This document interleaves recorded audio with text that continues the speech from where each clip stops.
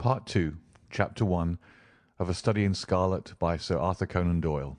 This recording by David Clarke, bgdavid.wordpress.com, bgcoffee.net. Part 2, The Country of the Saints. Chapter 1, On the Great Alkali Plain. In the central portion of the great North American continent there lies an arid and repulsive desert, which for many a long year served as a barrier against the advance of civilization. From the Sierra Nevada to Nebraska, and from the Yellowstone River in the north to the Colorado upon the south, is a region of desolation and silence. Nor is nature always in one mood throughout this grim district. It comprises snow-capped and lofty mountains, and dark and gloomy valleys. There are swift-flowing rivers which dash through jagged canyons, and there are enormous plains which in winter are white with snow, and in summer are grey with the saline alkali dust. They all preserve, however, the common characteristics of barrenness, inhospitality, and misery. There are no inhabitants of this land of despair. A band of Pawnees or of Blackfeet may occasionally traverse it in order to reach other hunting grounds, but the hardiest of the braves are glad to lose sight of those awesome plains, and to find themselves once more upon their prairies. The coyote skulks among the scrub, the buzzard flaps heavily through the air, and the clumsy grizzly bear lumbers through the dark ravines and picks up such sustenance as it can amongst the rocks. These are the sole dwellers in the wilderness. In the whole world there can be no more dreary view than that from the northern slope of the Sierra Blanco. As far as the eye can reach stretches the great flat plainland, all dusted over with patches of alkali and intersected by clumps of the dwarfish chaparral bushes. On the extreme verge of the horizon lie a long chain of mountain peaks, with their rugged summits flecked with snow. In this great stretch of country there is no sign of life, nor of anything appertaining to life. There is no bird in the steel-blue heaven, no movement upon the dull grey earth. Above all, there is absolute silence. Listen as one may, there is no shadow of a sound in all that mighty wilderness, nothing but silence, complete and heart-subduing silence. It has been said there is nothing appertaining to life upon the broad plain. That is hardly true. Looking down from the Sierra Blanco one sees a pathway traced out across the desert, which winds away and is lost in the extreme distance. It is rutted with wheels and trodden down by the feet of many adventurers. Here and there are scattered white objects which glisten in the sun and stand out against the dull deposit of alkali. Approach and examine them. They are bones, some large and coarse, others smaller and more delicate. The former have belonged to oxen and the latter to men. For 1,500 miles one may trace this ghastly caravan route by these scattered remains of those who had fallen by the wayside. Looking down on this very scene, there stood upon the 4th of May, 1847, a solitary traveller. His appearance was such that he might have been the very genius or demon of the region. An observer would have found it difficult to say whether he was nearer to 40 or to 60. His face was lean and haggard, and the brown parchment-like skin was drawn tightly over the projecting bones. His long brown hair and beard were all flecked and dashed with white. His eyes were sunken in his head and burned with an unnatural lustre, while the hand which grasped his rifle was hardly more fleshy than that of a skeleton. As he stood, he leaned upon his weapon for support, and yet his tall figure and the massive framework of his bones suggested a wiry and vigorous constitution. His gaunt face, however, and his clothes, which hung so baggily over his shrivelled limbs, proclaimed what it was that gave him that senile and decrepit appearance. The man was dying from hunger and from thirst. He had toiled painfully down the ravine and on to this little elevation in the vain hope of seeing some signs of water. Now the great salt plain stretched before his eyes, and the distant belt of savage mountains, without a sign anywhere of plant or tree which might indicate the presence of moisture. In all that broad landscape there was no gleam of hope. North and east and west he looked with wild, questioning eyes, and then he realized that his wanderings had come to an end, and that there, on that barren crag, he was about to die.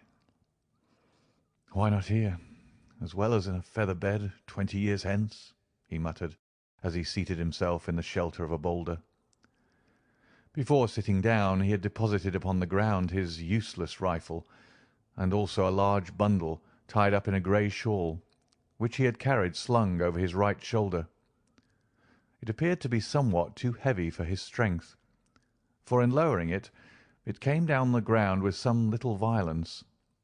Instantly there broke from the grey parcel a little moaning cry, and from it protruded a small, scared face with very bright brown eyes and two little speckled, dimpled fists.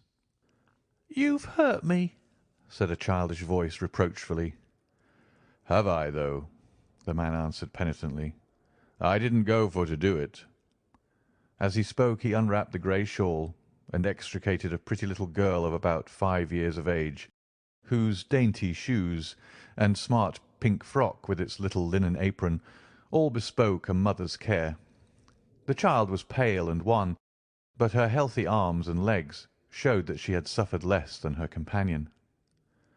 "How is it now?" he answered anxiously, for she was still rubbing the towsy golden curls which covered the back of her head. "Kiss it and make it well," she said with perfect gravity, shoving the injured part up to him. "That's what mother used to do. Where's mother?" "Mother's gone. I guess you'll see her before long." "Gone, eh?" said the little girl. "Funny. She didn't say good-bye.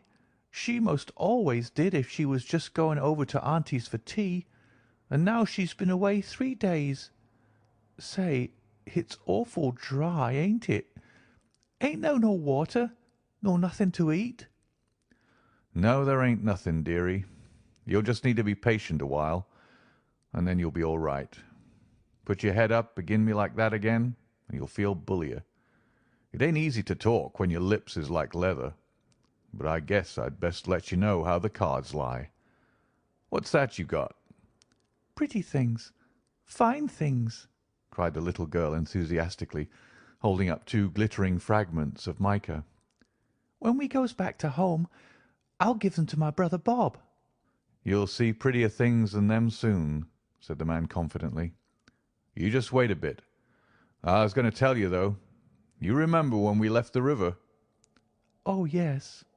"Well, we reckoned we'd strike another river soon, do you see? But there was something wrong, compasses or map or something, and it didn't turn up. Water ran out, just except a little drop for the likes of you and—" "And you couldn't wash yourself," interrupted his companion gravely, staring up at his grimy visage.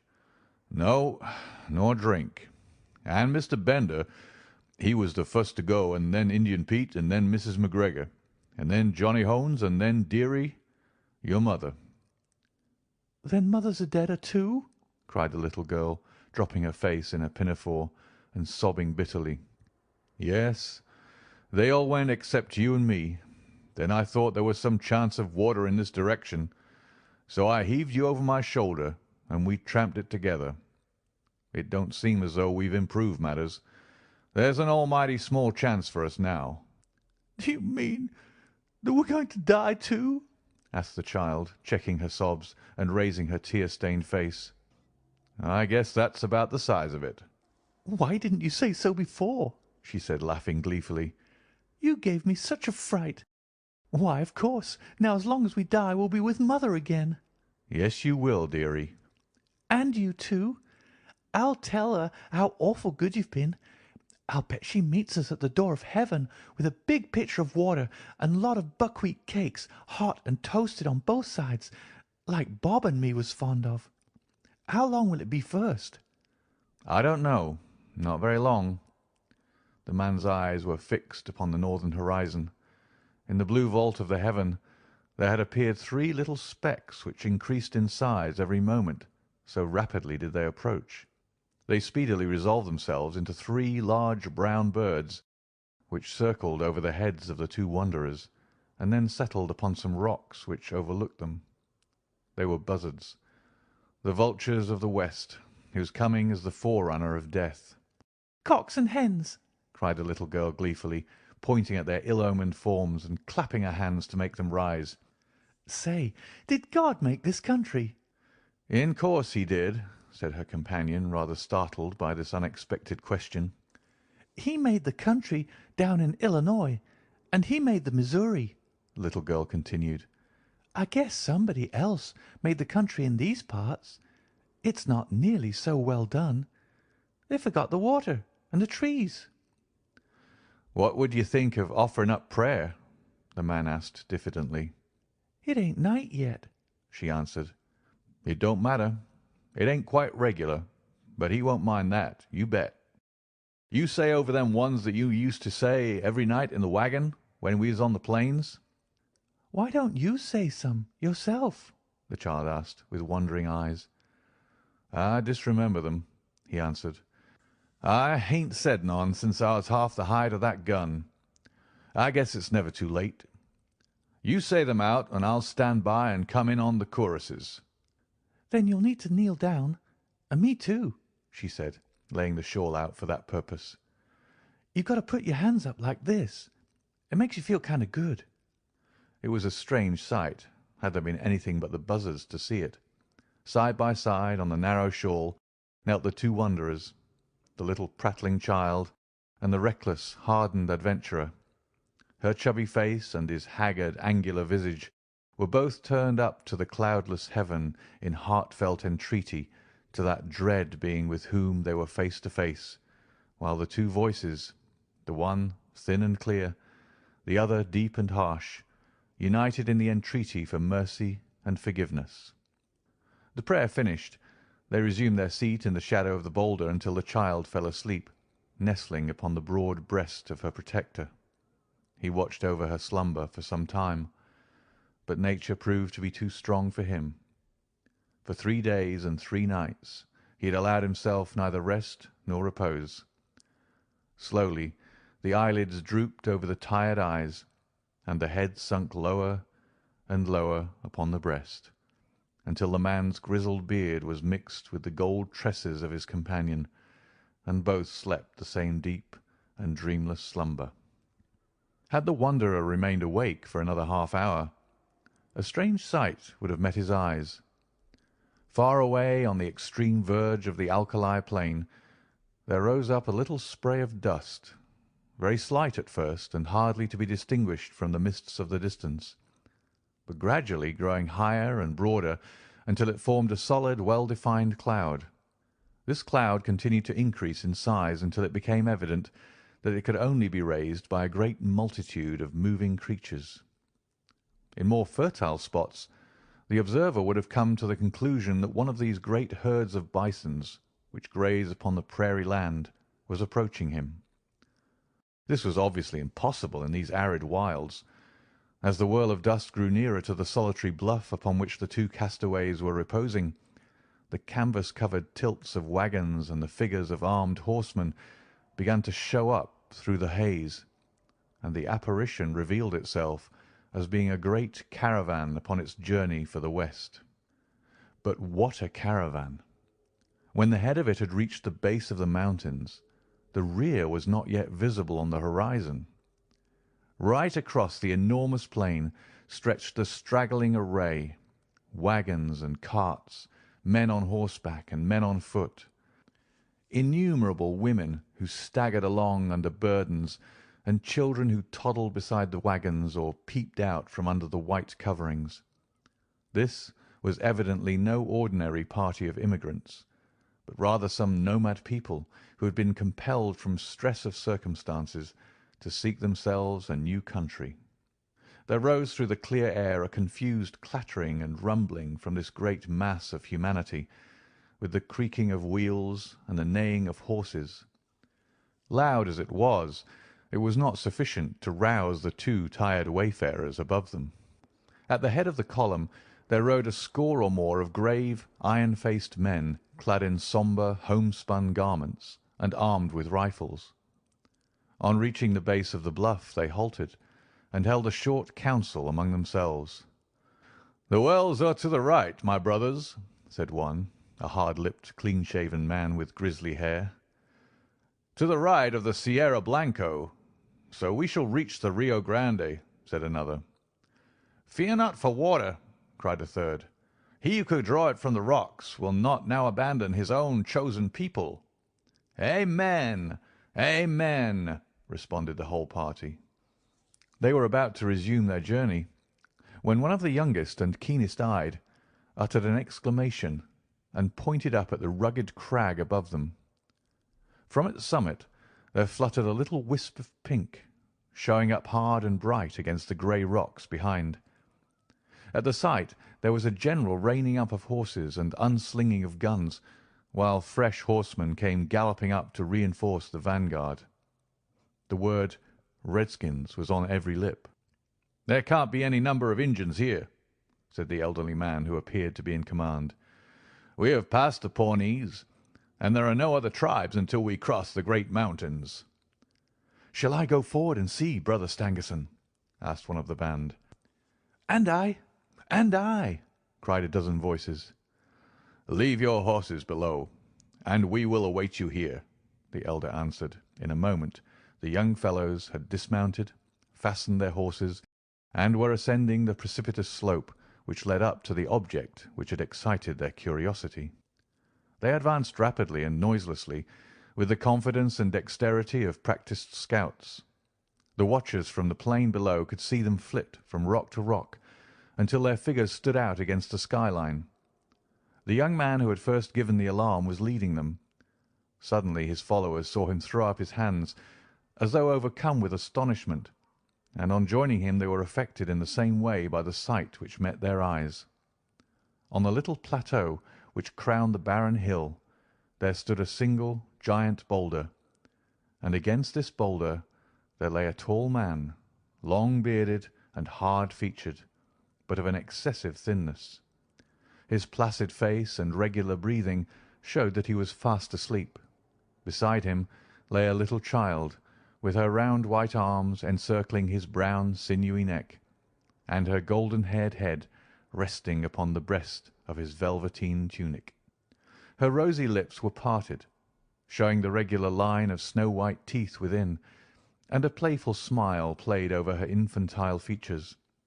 Her plump little white legs, terminating in white socks and neat shoes, with shining buckles, offered a strange contrast to the long, shrivelled members of her companion.